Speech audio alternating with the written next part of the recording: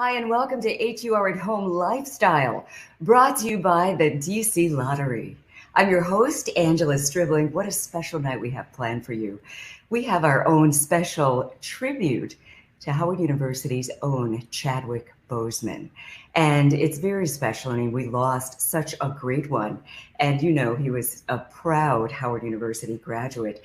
And I want to get us started by reading just some excerpts from a letter from the office of the president of Howard University. Dear Howard University community, it is with profound sadness that we mourn the loss of alumnus Chadwick Boseman, who passed away last night after a long private battle with colon cancer. Boseman was a man of grace and humility, a deep thinker who had a deep passion for writing and uplifting his people, a staunch supporter of social justice. He did not shy away from using his voice in service to those without one.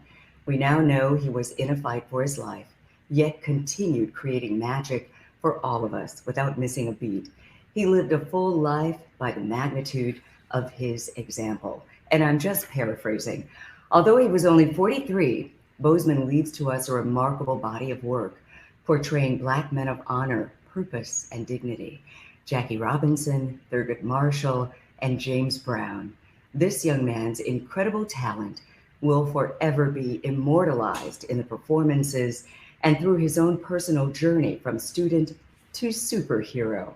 The characters he portrayed will be celebrated, but his greatest gift to us was himself. Rest in power, Chadwick. Excellence in truth and service. Wayne A.I. Frederick, M.D., MBA, president of Howard University. Wow, that's a beautiful letter. And we have some people on the show tonight who were very close to Chadwick Boseman and certainly shaped his career. Let's start off by the distinguished Professor Vera Katz. Let's bring her on first. Hello and welcome. Thank you, Angela. I'm so happy that you're here. And let's bring on our other guests. Denise Saunders Thompson, she was 17 years at Howard University and served as professor of the Theater Arts Administrative Program and producing artistic director and manager of Cramton Auditorium. Denise Saunders Thompson, welcome. Thank you for having me. And Professor Katz, you were at Howard University 32 years, if I'm not mistaken. 32 years. Oh, years. Gracious, that is amazing. I saw a lot of changes come and go. President. Yes. Oh, you've got some stories, I'm sure. Yes. There's a young lady who came on my radar when she was on American Idol. And, I don't vote for a lot of these reality shows, but I voted for her. And please welcome, she was very close to Chadwick Boseman, I believe, one of his best friends. Let's bring on Frenchie Davis. Oh, thank you so much for having me. I don't know if I was one of his best friends, but I knew him well in school. Oh, there were a lot of students who were really close with him and who maintained that closeness, classmates like Greg and, people. Oh, you know all the friends. Yeah. I love it. So, I want to ask Professor Katz, first of all, when I told people that you all were going to be on with us tonight, so many actors that I didn't even know they were actors. For instance, where I live, there's a 24-hour concierge, and the person who's on, works the day shift is one of your students. And she said she's going to be here tonight. Her name is Erica. I'm forgetting her last name, but she's going to be on here, and I'm sure she's going to have comments. And so it's such an honor. I mean, everyone knows you, and, it runs the gamut, all the great actors that you've turned out, Taraji P. Henson, the list goes on and on. Speaking of Chadwick Boseman, what kind of student was he? Well, he came to Howard Black and proud already. He was already grounded in his history. He had a strong sense of self, a strong sense of purpose, terrific vocabulary, very well read. So already he was an unusual student from the get-go. In fact, he taught me a lot. Oh? can I tell you a little short story about that? Please do. Well, one day he came to class. He said, Professor Katz, we can't have class today. And I said, well, why is that?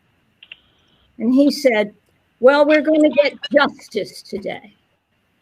And I said, really, tell me about it, because I didn't know what he was talking about.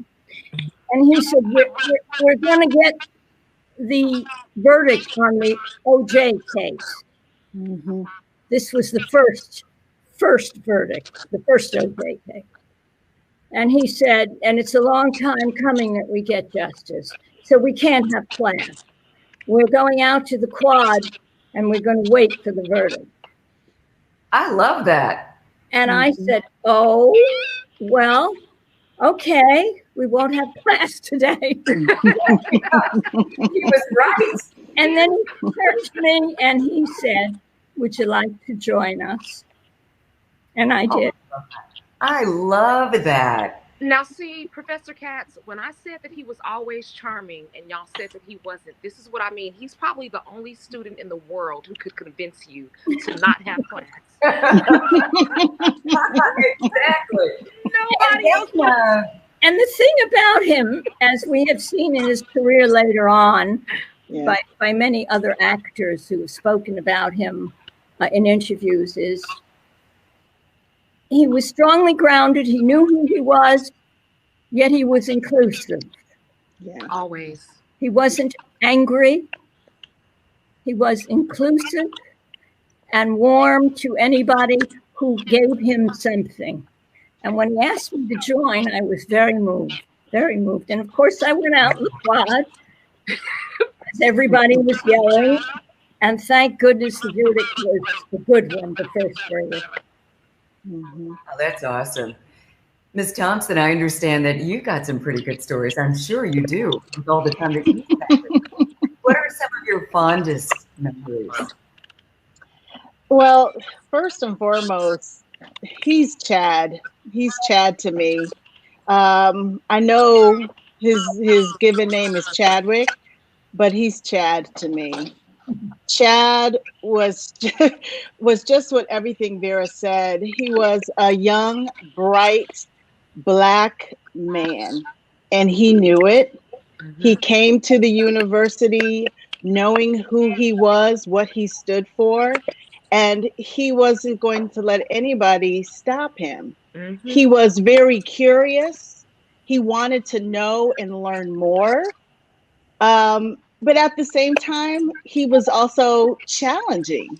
He was challenging because he was so strong-headed and he did know and wanted to know more.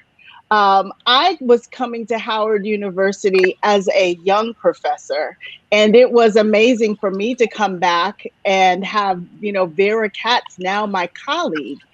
And and as the Theater Arts Administration coordinator, and then also the producer for Ira Aldrich Theater, I was really dealing with Chad and a lot of the students, like Frenchie as well, on the business side of the performing arts. And so my relationship was always about business show.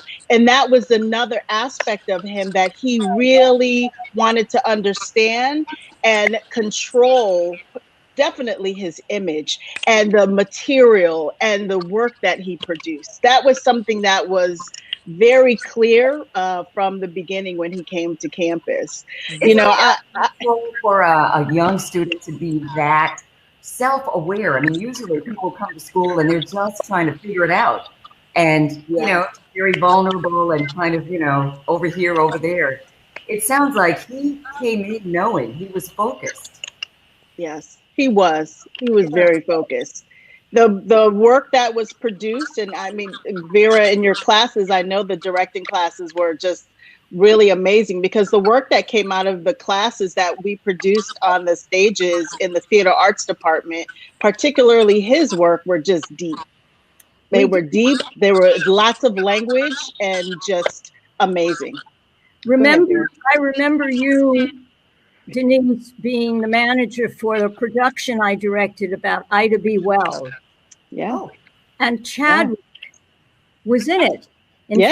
In fact, the playwright Michonne Boston posted on Facebook a picture of Chadwick in the play. And Chadwick, this may have been prophetic. It's odd how life goes. But Chadwick played Thomas Moss, a true character, a true person, who was lynched because he had a successful grocery. And some people didn't take kindly on that. And so he was a very good friend of Ida B. Wells. And that's what got Ida B. Wells into... Uh-oh. Uh-oh. Oh, I think she froze there for a moment. Oh, goodness. You know, that's the only downside. It'll come. There she's back. All right. And that's what got Ida B. Wells into her life work, which is against lynching. And so Chadwick played that character because he was always interested in doing noble, heroic Black men. Mm-hmm. Yeah. You're getting, you guys are getting love from the comments. Professor Katz, the concierge I was telling you about, Erica Ford, just says hello. Yes, very nice, very nice. Yeah. You know, I was thinking about this conversation that we're going to have today, and I'm sure there's so many stories that you all have about Chadwick, or Chad, as you call him.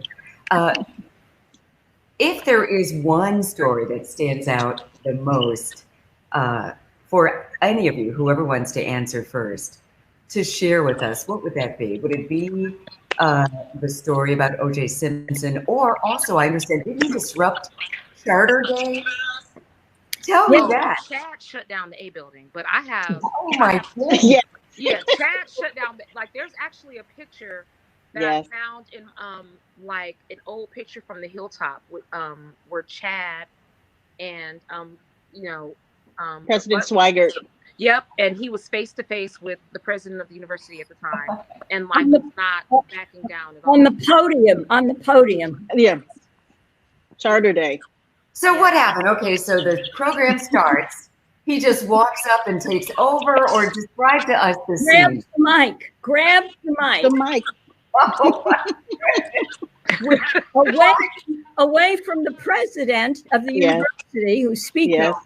Yes. We are in the large auditorium and Crampton, and behind him are three more of my directing students. And all I could worry about is that they wouldn't graduate him. I kept thinking, now he's not going to graduate. Now he's not. But he had a mission. The mission was that he wanted to get the president to reopen the College of Fine Arts. Fine Arts. Yep. And we all had a petition on that. And all of us, all the students, all the faculty was very angry that that had been chosen to do, to incorporate the College of Fine Arts. Angela, the only College of Fine Arts that was in the any of the HBCUs that dealt with the Black experience in the arts. And they were going to merge it. They did merge it, didn't they, Denise? Yes. They merged it into the College of Liberal Arts. Yeah. And Chadwick was incensed. And so he grabbed the mic and said, "Don't shut the College of Fine Arts down." They lifted him up bodily and took him out of the auditorium. But one of the last things he did was ensure that they bring back the College of Fine Arts. Isn't that happening now?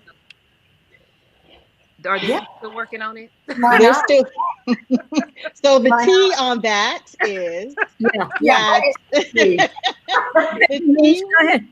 Well, the tea on that is that this year, the College of Fine Arts was supposed to be reinstated. However, due to COVID-19 and budget cuts at the university, it has been delayed. My understanding is the delay is 2021 or maybe 2022.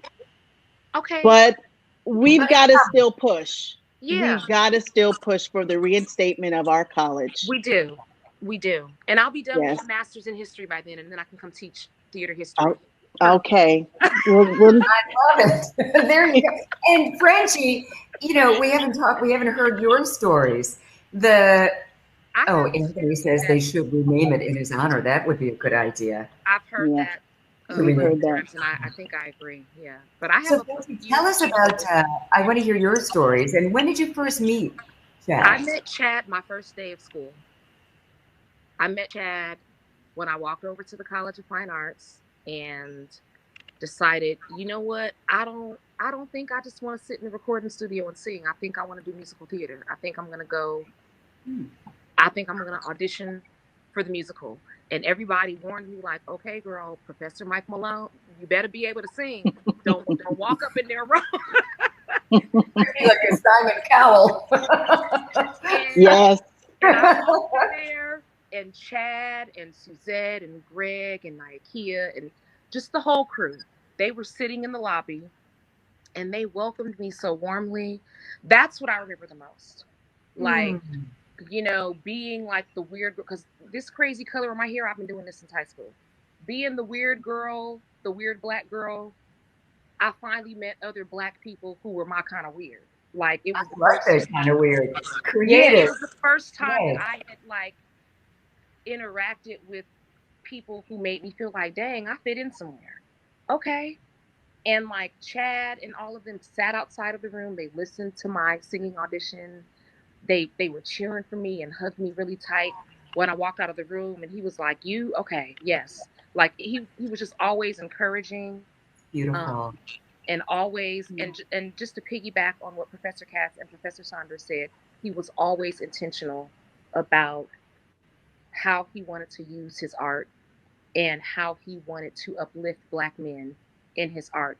One of my most memorable Chad stories is when, I think it was his first job, and it was on a soap opera. And I remember we were all excited, like, Chad, oh my God, Chad's on a soap opera. Like, okay, this is exciting. And Chad ended up presenting the idea to the writers, that they write in the story that the character he was playing changed his life around for the better. And instead of being this thug kid that they originally wrote the character as, that he would change his life for the better. And the producers and the writers were committed to their vision of Black men and didn't take his suggestion, and Chad quit. Wow. And I remember people in school with us thinking, like, what are you doing? This is your first big job. Like, you're just going to walk away from an opportunity like that. And a lot of people didn't get it, but I got it. And I always respected him for that. And look what God did with his work. Yeah. Look at what he was able to accomplish after that. And if anybody takes anything from hearing that story, it's like, you have to, and Chad even said it, when you're trying to figure out what your next step is going to be, it's better that you find purpose than anything else. Perfect. And he was intentional about living that way. And his life was such an example of that. That seems to be the running thread through his life, because he shared a similar story with a different scenario in his commencement speech. And how he would walk away if it wasn't in alignment with where he saw his career and his people. It wasn't worth it to him. That is so commendable.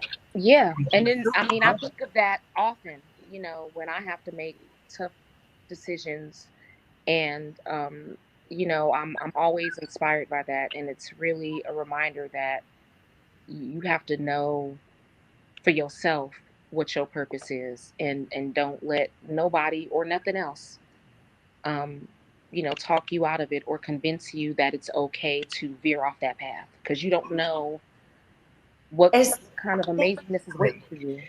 Especially the thing that pains me so much is that he was a directing major. Yeah. I know.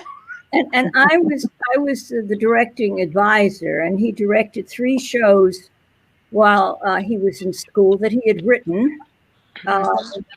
Hieroglyphics Graffiti was one. you can gather from the name what that was about. And he was going to tell stories that have not yet been told about the Black experience. And we had a conversation about that once, and I said, well, I hope you're not going to be doing druggies on 14th Street and hookers, because that's not what we should be doing. And he said, oh, Professor Katz, that's not what I'm about. That's not what I'm about. And so he was in a position now, because in order to direct films, you have to be in a position to have connections. He was in a position with his connections from his terrific character portrayals to do the work that needs to be done. Yes. And now he's gone. We didn't even scratch the surface of his brilliance. Yeah. That's what's the most heartbreaking part of all of it. Like, we didn't even scratch the surface of how brilliant that man was. It seems, I mean, it's as if he was, I guess he did what he was supposed to do in this lifetime. But is it me, or am I the only one who, whenever I hear about Hamilton, I think about that play that Chad wrote at school, A Rhyme Deferred? Oh, A Rhyme Deferred. Chad wrote this play, Chad wrote this brilliant piece called A Rhyme Deferred. All of the dialogue was in hip hop rapping form.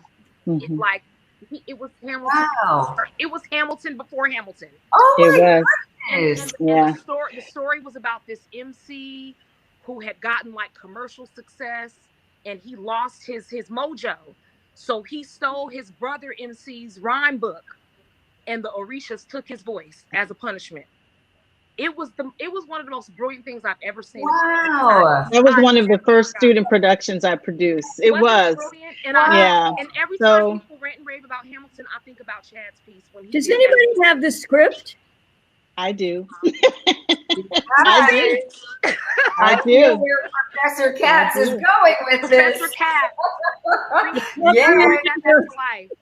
Well, this goes back to the founding of Hip Hop Theater Junction. So when we talk about hip hop theater, it was founded on the campus of Howard University with this group of students. Yeah. And I actually helped them found that nonprofit organization and wrote their paperwork to get their 501c3 while they were students on campus at Howard. And that play toured. It was sold out. It ran weeks at the university, and then they were able to tour that piece. And that was the start of hip hop theater right on our campus by that amazing group of students: Camilla Forbes, Gregory Reed, Chad Boseman, Glenn Gordon, who's now in Sangu. Who else was Suzette? There was a whole group of them that just took that play and really started the legacy of hip hop theater right on our campus. Bring that back. Will we see that again? Well, Camilla is the director over at the Apollo Theater now. Yes. What Camilla will be doing. She's going to direct Between Two Worlds. Amazing. Coates' book, which is into a film, Tanashi Coates. She's going to direct that film. And she was my directing student. Wow. I love this. I mean, it's all just so incredible. And Professor Katz, when I just, think about the roster of successful students that you taught, Felicia Rashad being one of them, and tell us the story about how, I don't know exactly how it went, where Felicia called Denzel to help Chad. For BADA, for British Academy of Dramatic Arts. Yeah, that's Well, I brought Felicia. I wanted to commend Denise, because if anybody could get any money in that department, it was always Denise who somehow raised the money for something. And so that's awesome. I had a series, and Denise was helpful in getting me money to do that series. And the series was to invite guests back who would come from Howard to give back to the students. So I invited Felicia. That's how she met Chadwick. She was not an acting teacher at the university. That's one of those confusing things that are in the papers, right, Denise?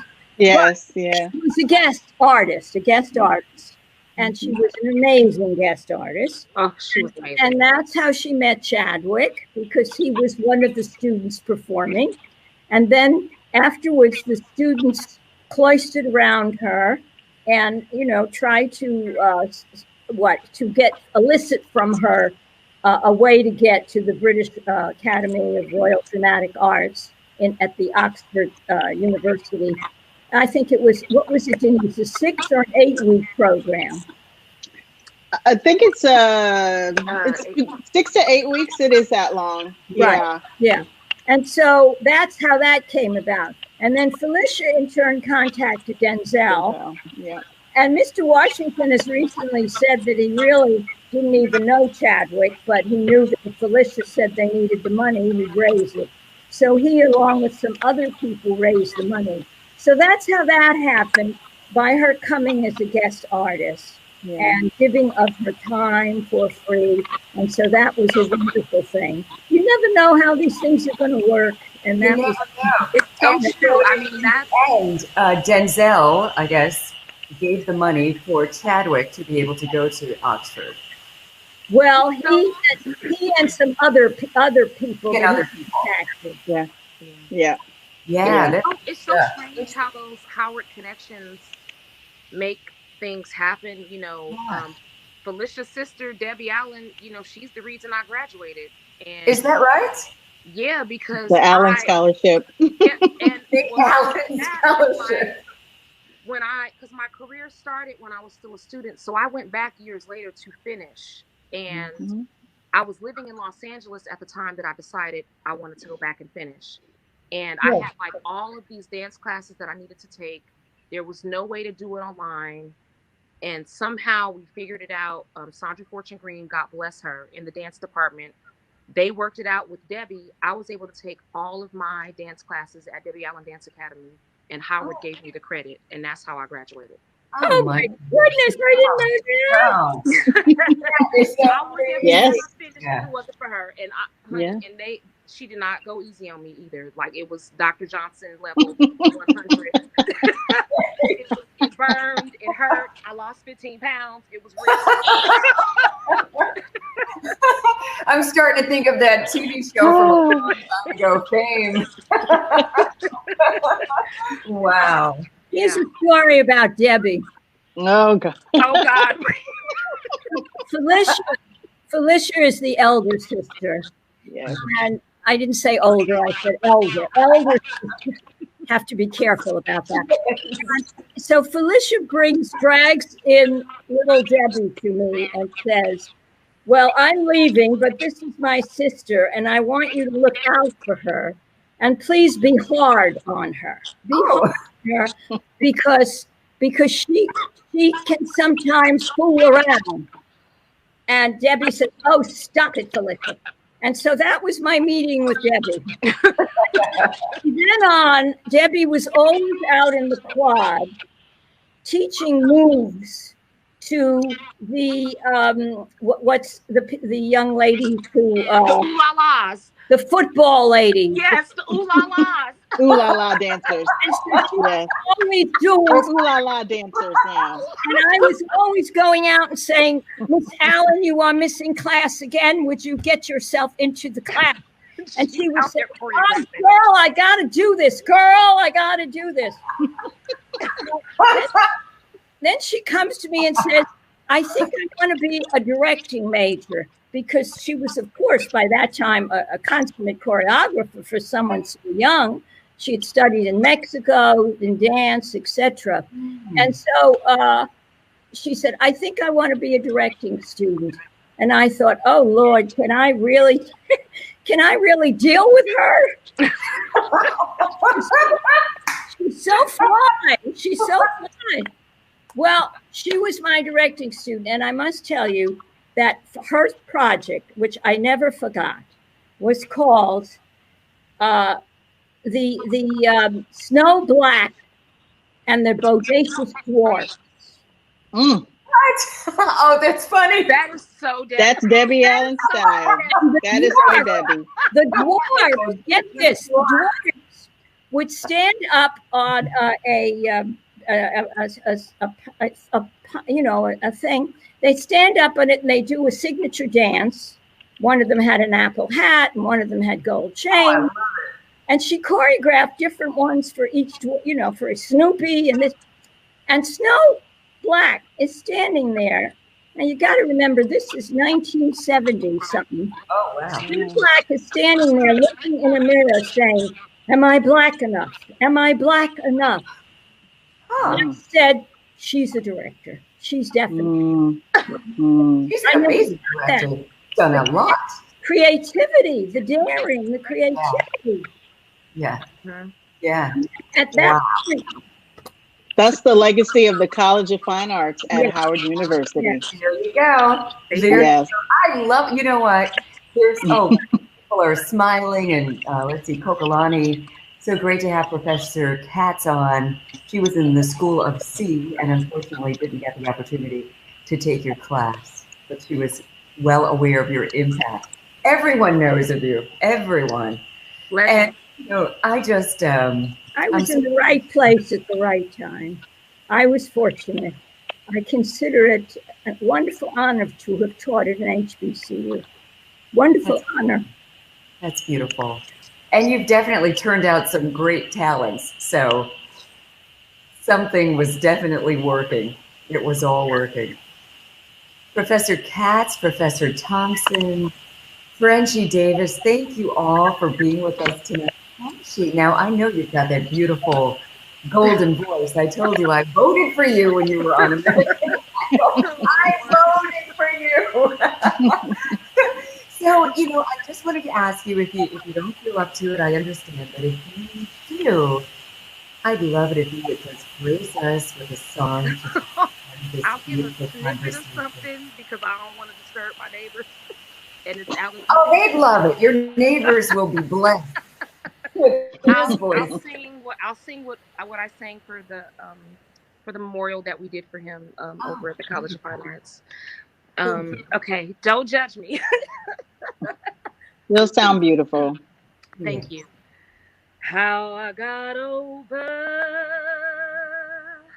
how did I make it over? My soul looks back and wonder how I made it over.